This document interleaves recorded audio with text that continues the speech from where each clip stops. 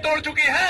1 जून की कुर्सी की आखिरी पाई बची हुई है। इस आंदोलन के माध्यम से हम उसको तोड़ देंगे और हम जब उस पाई को तोड़ेंगे इस आंदोलन के माध्यम से और वह सरकार नाक के बल धरातल पर गिरेगी तो उसे धरातल की समस्याओं से दो चार होना पड़ेगा।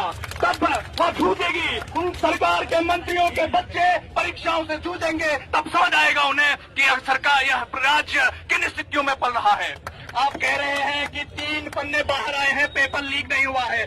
हम सबके बीच में से कई विद्यार्थी बैठे हैं जो 0.05 से बाहर हुए हैं। अगर उन्हें एक प्रश्न मिल जाए तो अंदर चले जाए। यह प्रदेश, इस प्रदेश की सरकार सिर्फ खनन के पट्टे बांटना जानती है और कुछ नहीं। मैं कहना चाहता हूं सरकार से, आप इस राज्य की सुरक्षा अपने हाथों में ले हुए हैं। अरे आपसे एक कागज के टुकड़े नहीं संभल रहे हैं, आपसे प्रदेश संभलेगा। और कहते हैं वसीम बरेलवी, उसूलों पे अगर आ जाए तो टकराना जरूरी है, जो जिंदा हो तो फिर जिंदा नजर आना जरूरी है। गिरीश तिवारी गिरता भी कहते हैं, अर्जुन ते कृष्ण कुछ रणभूमि में सरदुनी तो रणवे का बचूं लो, हम लड़ते रया बुलू, हम लड़ते रो लो।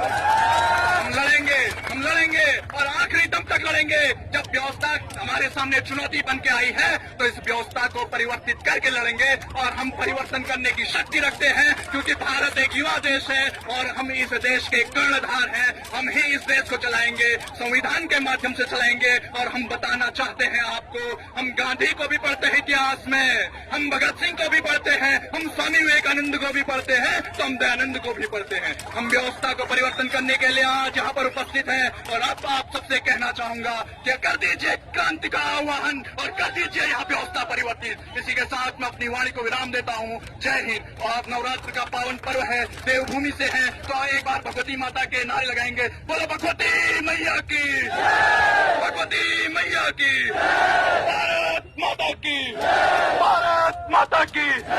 इनकलाब, इनकलाब, इनकलाब। धन्यवाद। बहुत बहुत